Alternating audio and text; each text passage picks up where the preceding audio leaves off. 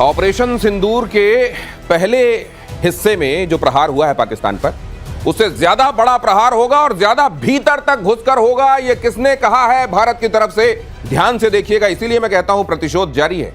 प्रतिशोध यहां नहीं, दुनिया के बाकी हिस्सों में भी जारी है। वहां से आज क्या खबरें आ रही हैं वो भी आपको बताऊंगा, लेकिन इस खबर के साथ शुरुआत करता हूं भारतीय सेना की। पाकिस्तान को सीधी सीधी चेतावनी, आपकी बार और अंदर घुस कर मारेंगे। इस बार पहले से ज्यादा बुरी तरह मारेंगे। ऑपरेशन सिंदूर में पाकिस्तान में आतंकी अड्डों के साथ कई एयरबेसेस किए गए थे तबाह, लेकिन वो तो ट्रेलर था, पिक्चर तो अभी बाकी है। ये कह दिया गया है भारत की तरफ से। इस समय इस बयान के आने के मतलब क्या है? एयर मार्शल पीके श्रीवास्तव और मेजर गौरव आर्य मेरे साथ जुड़ रहे हैं। मेजर साहब, इस समय ये बयान क्यों आया है? देखिए साहब, प्रधानमंत्री साहब बोल चुके हैं कि ऑपरेशन सिंदूर खत्म नहीं हुआ, कुछ समय के लिए रुका है। और ये इस वक्त ये बयान इसलिए भी आया क्योंकि मुझे लगता है कहीं ना कहीं ये रियलाइजेशन है कि पाकिस्तान का इलाज पूरा नहीं हुआ, मुकम्मल नहीं हुआ। ये जैसे कि डॉक्टर हमें एंटीबायोटिक्स देते हैं, डॉक्टर कहते हैं ना 5 दिन लेना दवाई। कोर्स पूरा नहीं हुआ, कोर्स पूरा नहीं हुआ। 3 दिन के बाद बुखार खत्म हो गया, लेकिन कोर्स पूरा नहीं हुआ। अब कोर्स पूरा होना बाकी है और कोर्स पूरा होगा। जो कह रहे हैं कि अंदर तक घुसकर मारेंगे, मुझे ऐसा लगता है कि भारत को एक चस्का लग गया, जैसे मुंह में खून लग जाता है ना, कि नए नए हथियार बनाओ और पाकिस्तान के ऊपर टेस्ट करो और दुनिया को बोलो कि ये देखो, ये मारा था, ये मरे, ये पिटे, ये खरीदो।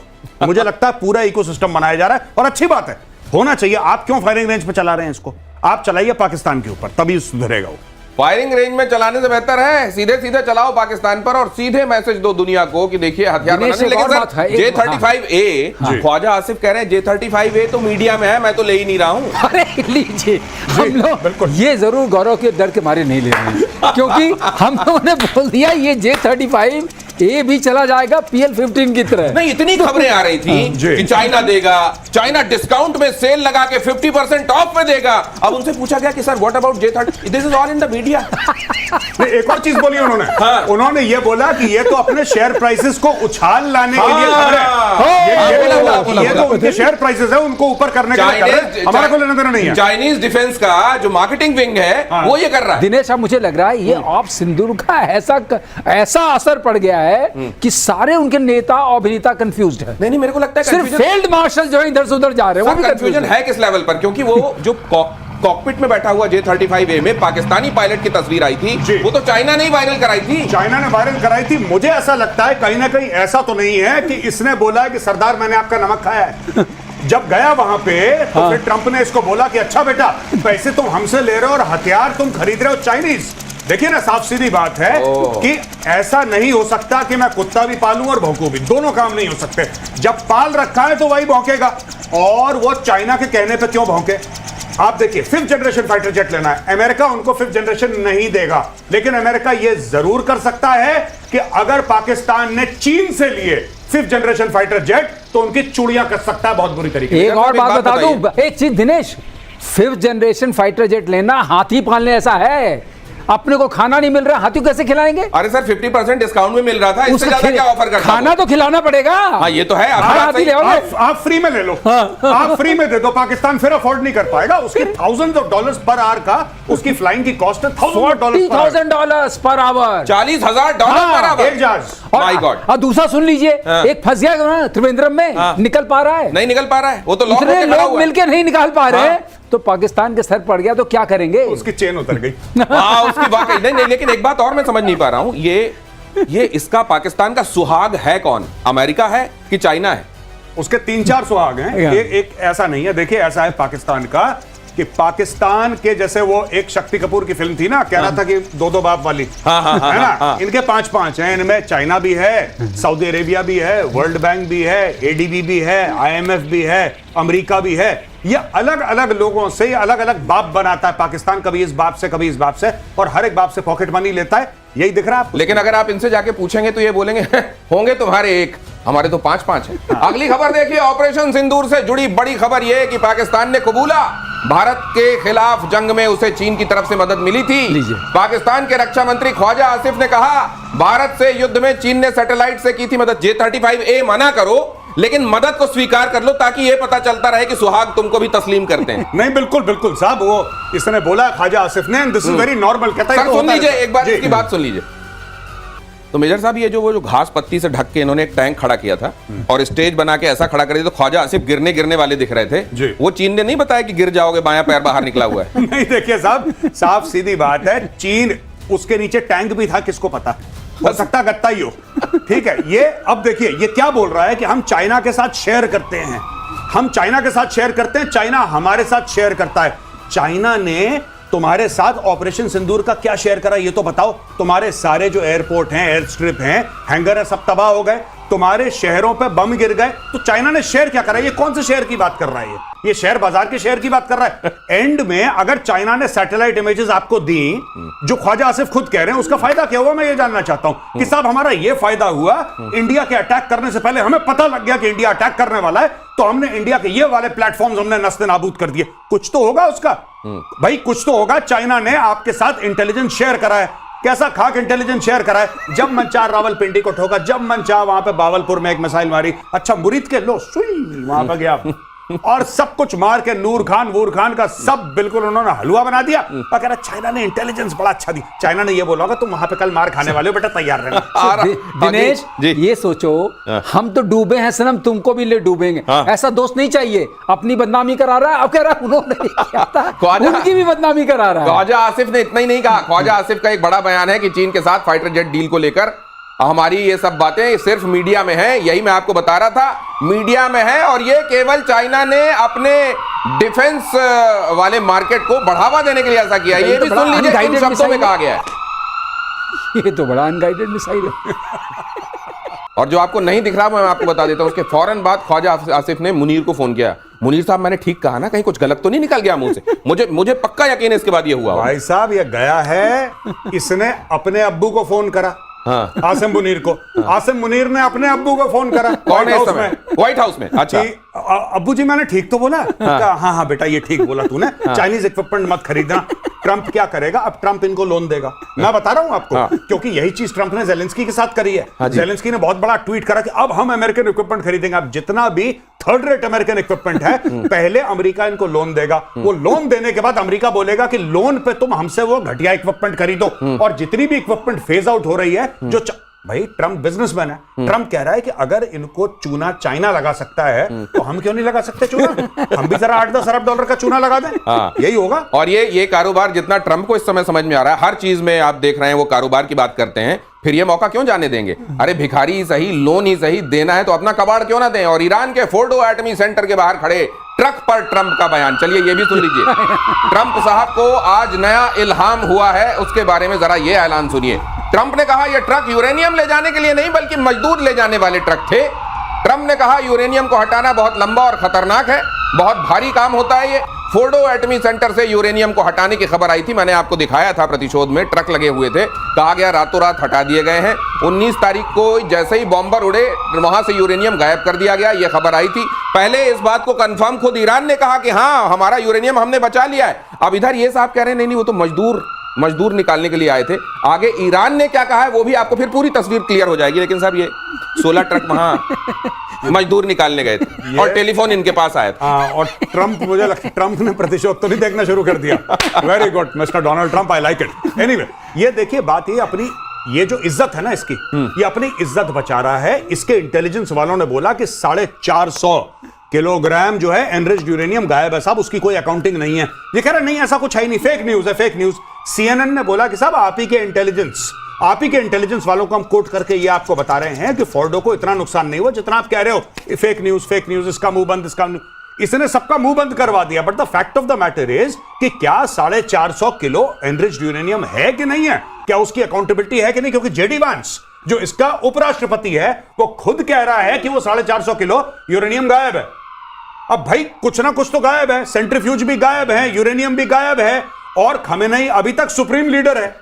तो जो एटम बम बनना है या न्यूक्लियर वेपन बनना है, ठीक है चलो जुलाई में नहीं बनेगा, अगले साल जुलाई में बन जाएगा। तो अगले साल। और अब देखिए अगली खबर देखिए और इस डॉट को कनेक्ट कीजिएगा। यहां आपने क्या देखा, ट्रंप कह रहे हैं कि वो जो 16 ट्रक थे मजदूर निकालने गए थे फोर्डो में। अब ये खबर देखिए, अमेरिकी हमले में एटमी साइट्स बुरी तरह तबाह कह रहा है ईरान, माफ कीजिए। पहली बार ईरान ने भी खुलकर यह स्वीकार किया कि हमारी एटमी साइट्स तबाह हुई हैं।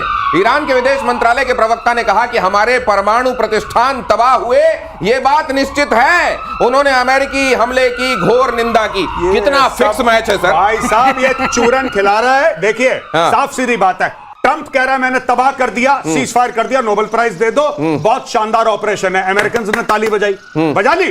अब ईरान कहता अगर हम बोलेंगे तबाह नहीं हुआ हाँ। तो ये फिर मारेंगे। हाँ। तो तुम पहले बोल दो कि सब कुछ तबाह हो गया, बर्बाद हो गया, बहुत बुरे लोग हैं अमेरिकन, उनका भी फायदा हो गया। इसमें फंस गया इजराइल, क्योंकि इजराइल को आपने सीज फायर भी करवा दिया, इजराइल से आपने सब कुछ करवा दिया। ये बिल्कुल फिक्स्ड मैच है। और जो ट्रंप ने करा है ना, Trump has done great disservice, great disservice. Trump ने मामला इतना खराब कर दिया, रायता फैला दिया। किसी चीज में पढ़ो मत, मैं तो साफ कह रहा हूं दिनेश भाई, किसी चीज में पढ़ो मत। अगर पढ़ते हो तो पूरा काम करके निकलो, वरना अंदर मत घुसो। तो ट्रंप ने यहां इजराइल के लिए स्थिति बड़ी ऑकवर्ड कर दी। इजराइल क्या सोच रहा होगा सर? सोचना क्या है, आप देखिए दोनों तार जोड़िए। उसने कहा मजदूर आए थे, मजदूर जरूर गए होंगे। अगर अंदर से निकालना भी है सेंट्रीफ्यूजेस को तो मजदूर चाहिए ना। हाँ, बिल्कुल चाहिए, तो चाहिए। हाँ। वो भी ठीक बोल रहा है। हाँ। लेकिन सामान गायब हो गया, वो भी ठीक है। अच्छा, तो वो ये कह रहे हैं कि मजदूर गए थे, लेकिन वो ब्रैकेट में लिखा हुआ है कि सामान साथ में लेकर चले गए। ओह, अच्छा, बात रही, आपने दूसरी बात पूछी कि अब क्या करें। उधर बोल दिया कि इन्होंने कहा तबाह हो गया। ये मिक्स तो पूरा फैक्ट, ये मैच पूरा फिक्स लग रहा है, इसमें कोई शक नहीं है। क्योंकि अब ये कहा कि मुझे नोबेल प्राइज लेना है। क्या बात है सर, आपने क्या बात कही है, अंडरलाइन करने वाली बात है। भाई साहब, मजदूर गए क्यों थे वहां? सिनेमा देखने गए थे? मजदूर किस लिए गए थे वहां? 16 ट्रकों में भरकर अगर मजदूर गए थे तो किस लिए गए थे? फिर उन्होंने क्या किया वहां? ये बात जो अभी पीके श्रीवास्तव सर, गजब की बात आपने अंडरलाइन की। अगली खबर दिखाता हूं। सभी B2 बॉम्बर वापस अमेरिकी बेस पर नहीं लौटे भाई साहब। ट्रंप कह रहे हैं सारे B2 बॉम्बर सुरक्षित लौट आए। ईरानी साइट्स पर अटैक करने 2 ग्रुप में गए थे बॉम्बर। दूसरे ग्रुप का बॉम्बर अब तक अपने बेस पर नहीं लौटा है। 5 दिन से होनोलुलु में फंसा हुआ है एक बॉम्बर। ये भी ट्रंप साहब नहीं बता रहे हैं। नहीं, ये कुछ नहीं बता रहे, वहां पे फंसा हुआ है। देखिए साफ सीधी बात है, इसको किस तरीके से ईरान अपने प्रोपेगेंडा के लिए इस्तेमाल करेगा, ये देखने वाली बात है। ईरान कहीं कल परसों ये ना बोल दे कि एक B2 को हमने मार दिया। उन्होंने 3 F-35 के बारे में तो बोला ही था कि हमने 3 F-35। अच्छा, जिसने क्वेश्चन करा, जिस ईरानी ने यह बोला कि भाई आप कह रहे हो कि आपने F-35 मार दिया इजराइल के, जरा मलबा दिखाओ, तो बोला तू गद्दार है, इसको पकड़ के लाना जरा। ये लोग सोशल मीडिया पे जो लोग क्वेश्चन कर रहे हैं, ईरानी उनको पकड़ पकड़ के ले जा रहे हैं, उनको गद्दार करार दे रहे हैं। ये काम हो रहा है ईरान के अंदर।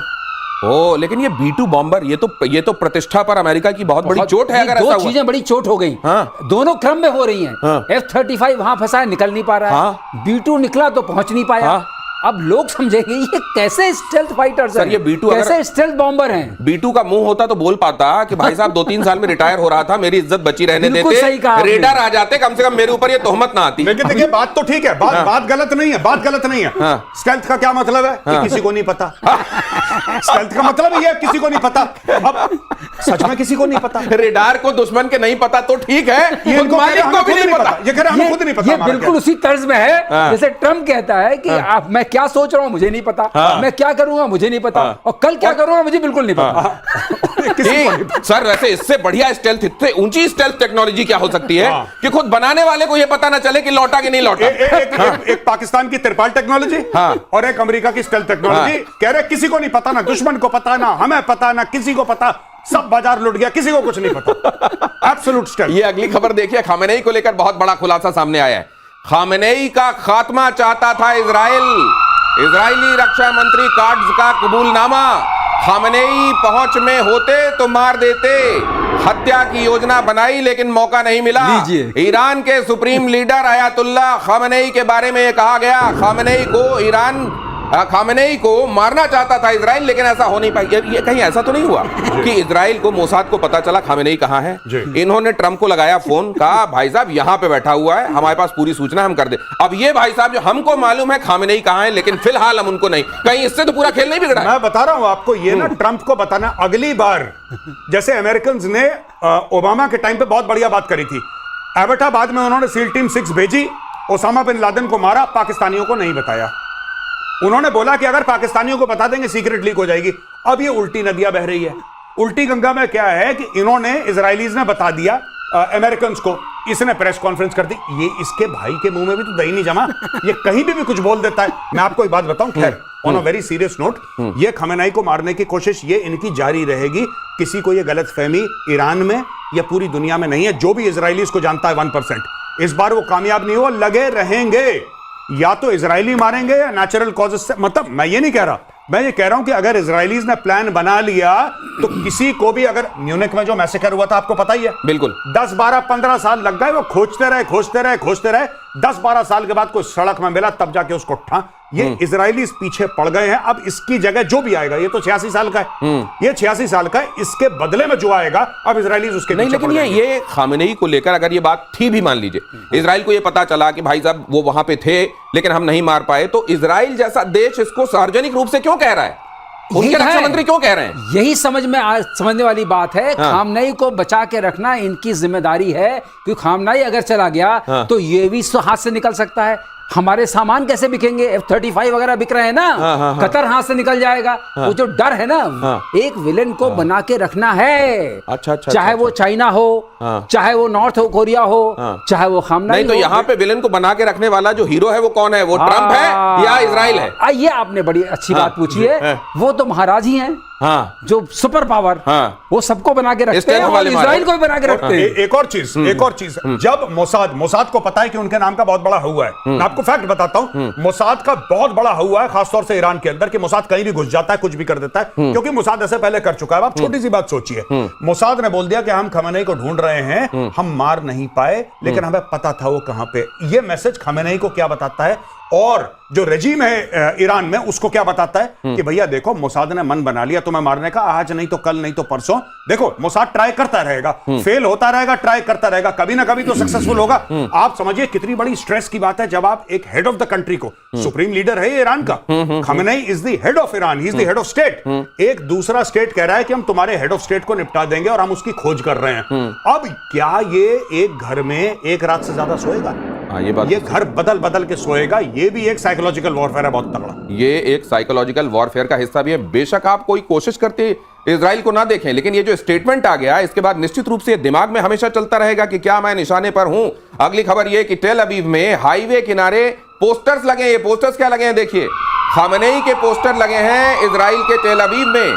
आयतुल्लाह खामेनेई की हत्या की धमकी लिखी हुई है इसमें। पोस्टर पर लिखा हुआ है, नसरुल्लाह सिनवार की तरह खामेनेई भी जाएंगे। ये भी साइकोलॉजिकल वॉरफेयर है, beyond that absolute psychological warfare है। कि तो फिर कौन कह रहा है सीज फायर हो गया? और उसमें इतना स्ट्रेस डालो बिना बम मारे कि वो सोच ही ना पाए कुछ और, सिर्फ जो अपनी रक्षा करता रहेगा वो इनको मारने की क्या चेष्टा करेगा? सर, वो वाली बात आएगी ना। वो तो अपने चक्कर में पड़ गया।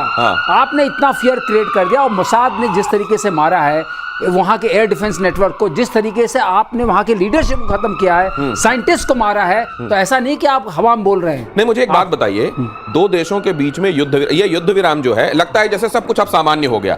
सीज फायर होना क्या सब कुछ सामान्य हो जाना होता है? ये भी ऑफ सिंदूर है। सीज फायर का मतलब ये नहीं होता सामान्य हो गया, पॉज फायर है। It is not cease fire, it is pause fire. It is pause fire. तो फिर ये किसी भी, ये पॉज अगर होता है तो ये बटन कब फिर ये जो दबी हुई है ये हट जाएगी, इससे उंगली हट जाएगी और ये पॉज समाप्त हो जाएगा, कोई नहीं जानता। लेकिन खामेनेई को लेकर, खामेनेई का इस पूरे चक्रवात के समय अपने आप को बचा ले जाना, ये एक बहुत बड़ी उपलब्धि है।